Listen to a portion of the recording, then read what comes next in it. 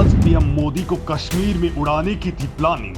अफगानिस्तान के रास्ते आया था तबाही का सामान। टेलीग्राम के जरिए जैश ने रची थी बड़ी साजिश। दोस्तों, जम्मू कश्मीर में पीएम मोदी ने एक साथ कई बड़े खेल कर डाले हैं। शेर की दहाड़ से घाटियां गूंज रही हैं। कश्मीरियों के लिए मोदी ने एक दो नहीं बल्कि दे दनादन सौगातें बिछा दी हैं। कुछ ऐसा कर डाला है कि पाकिस्तान आज रो रहा है, क्योंकि दोस्तों उससे तो कश्मीर मोदी ने हमेशा हमेशा के लिए ही दूर कर दिया है। और अब तो मुस्लिम देशों की भी बिसात नहीं है कि वो कश्मीर पर कुछ बोल पाए। अब उनके पास सिवाय रोने के कुछ नहीं बचा है। लेकिन अब जो कुछ आप सुनने वाले हैं वो रोंगटे खड़े कर देने वाला है, क्योंकि भारत की जासूस एजेंसियों को आखिरी दौर में पता चलता है कि मोदी को हमेशा हमेशा के लिए मौत की नींद सुलाने का पूरा इंतजाम कर लिया गया था।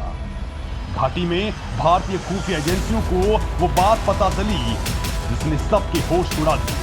हालांकि गनीमत ये रही कि आखिरी वक्त में भी सब कुछ साफ कर दिया गया और माहौल पूरी तरह बदल चुका है। तो दोस्तों, आखिर ऐसा क्या हुआ है जिसने भारत की नींद उड़ा दी है?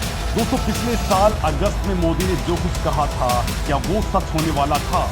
बड़ा सवाल ये है कि आखिर अफगानिस्तान से तबाही का सामान कैसे कश्मीर में पहुंच गया? दरअसल दोस्तों, मोदी के दौरे से ठीक पहले सेना ने जैश ए मोहम्मद के 2 आतंकवादियों को ढेर किया, जिसमें बहुत बड़ी साजिशों को लेकर कई अहम सुराग मिले हैं।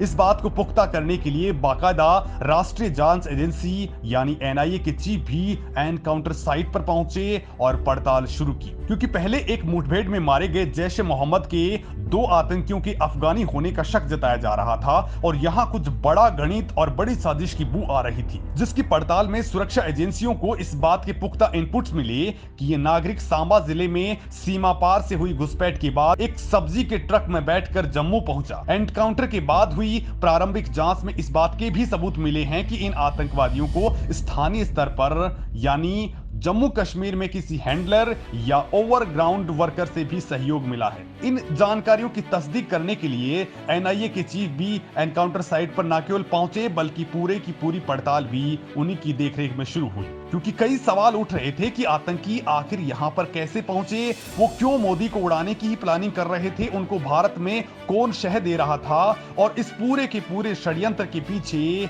क्या कुछ मसला है। दोस्तों, इन बातों को लेकर अब कई बड़े खुलासे भी हो रहे हैं। दोस्तों, सुरक्षा एजेंसियों का कहना है कि ये आतंकी सीमा पार से घुसपैठ के बाद सांबा से पठानकोट जम्मू राजमार्ग होते हुए जम्मू पहुंचे थे। यहां इन्होंने जलालाबाद इलाके में एक किराए का मकान भी लिया था। इन आतंकवादियों को जम्मू कश्मीर के लोकल नेटवर्क से सिम कार्ड, खाने पीने की चीजें और दूसरे कई साजो सामान प्रोवाइड किए गए। दोस्तों, इस बारे में बात करते हुए जम्मू कश्मीर पुलिस के एडीजी मुकेश सिंह ने बताया है कि पुलवामा जिले के त्राल में रहने वाले 2 भाइयों शफीक अहमद और आसिफ अहमद से इन आतंकवादियों के तार जुड़े हुए हैं। ये लोग जम्मू कश्मीर के नरवाल स्थित वॉलनट प्रोसेसिंग यूनिट में काम करते हैं। इसके अलावा दक्षिणी कश्मीर के कोकरनाग में रहने वाले बिलाल अहमद वागे नाम के एक शख्स और इकबाल नाम के एक और दूसरे शख्स को भी इस साजिश में चयनित किया गया है। दोस्तों, मोदी की कश्मीर में एंट्री से पहले ही 20 अप्रैल को बिलाल अहमद वागे के साथ ही आतंकवादी सब्जी के ट्रक में बैठकर जलालाबाद पहुंचे और फिर यहां इन्होंने पूरी की पूरी साजिश रची है। जिन 4 लोगों के एजेंसियों ने हिरासत में लिया है, ये सभी नागरिक मारे गए आतंकवादियों के साथ टेलीग्राम के जरिए संपर्क में थे। इन सभी ने तमाम मदद इनको पहुंचाई थी। दोस्तों, अब आतंकवादियों की पूछताछ में ये खुलासे हो रहे हैं। आतंकवादी वारदात के बाद शफीक ने बताया है कि मारे गए दोनों आतंकवादी पश्तो भाषा में बात करते थे। ऐसे में इनके अफगानिस्तान से यहां पर आने का शक जताया जा रहा है। वहीं एजेंसियों को अब ये भी पता चला है कि ये आतंकवादी सांबा से हाईवे के रास्ते जम्मू कश्मीर पहुंचे। हालांकि पीएम के दौरे से पहले खुफिया इनपुट्स के इतना सक्रिय होने और सांबा से लेकर जम्मू कश्मीर तक सड़क पर नाकेबंदी के बावजूद इनके हथियारों समेत यहां पहुंचना सुरक्षा व्यवस्था पर कई तगड़े सवाल भी खड़े कर रहा है। दोस्तों, ये ठीक वैसा ही मामला हो सकता था जैसा पुलवामा कांड हुआ था, और जो बड़ा मामला सामने आया है वो ये था कि इनकी पूरी की पूरी साजिश मोदी के खिलाफ थी। दोस्तों, मोदी अब जम्मू कश्मीर को दूसरी दुबई बनाने के मिशन में जुटे हुए हैं और इसमें मोदी को सबसे बड़ा साथ मिला है मुस्लिम वर्ल्ड के सबसे अमीर और ताकतवर देश यूएई का, जो कश्मीर में ताबड़तोड़ निवेश करने जा रहा है। और इसी बात से पाकिस्तान बौखलाया हुआ है, क्योंकि इस बार मोदी ने लोहे को लोहे से ही काटने का काम किया है।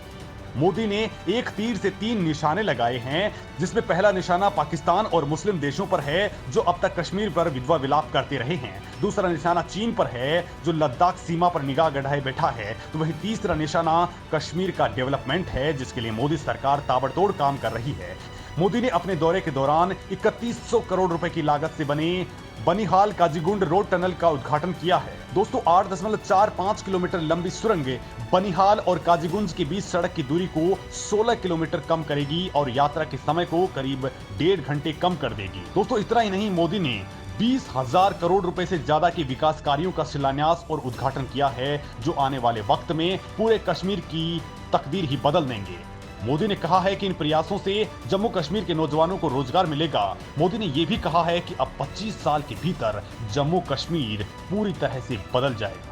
हालांकि दोस्तों ये बड़ी वारदात अगर सफल हो जाती तो भारत के लिए बहुत बड़ा संकट बन सकती थी।